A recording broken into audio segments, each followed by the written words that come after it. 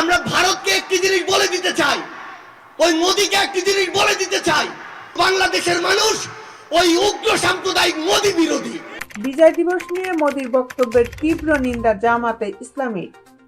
ভারতের প্রধানমন্ত্রী নরেন্দ্র মোদি বাংলাদেশের মুক্তিযুদ্ধকে ভারতের যুদ্ধ বলে দাবি করেছেন, তার নিন্দা ও প্রতিবাদ জানিয়েছেন জামাতে ইসলামী সেক্রেটারি ও সাবেক এমপি অধ্যাপক মিয়া গোলাম পরোয়ার। মঙ্গলবার 17 ডিসেম্বর এক বিবৃতিতে তিনি বলেন, 16 ডিসেম্বর বাংলাদেশের বিজয় দিবস নিয়ে ভারতের প্রধানমন্ত্রী নরেন্দ্র মোদি সামাজিক যোগাযোগ মাধ্যমে একটি পোস্ট দিয়েছেন।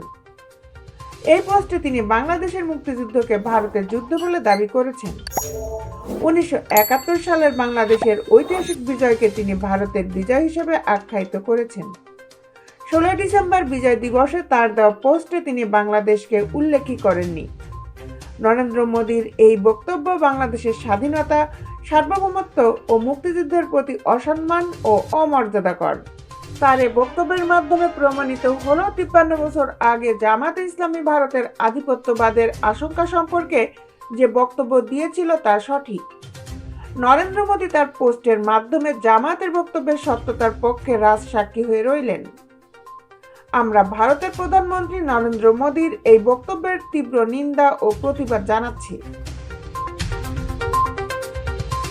দেশ বিদেশের আপডেট নিউজ পেতে আমাদের সাথেই থাকুন। Justice television, Dhaka.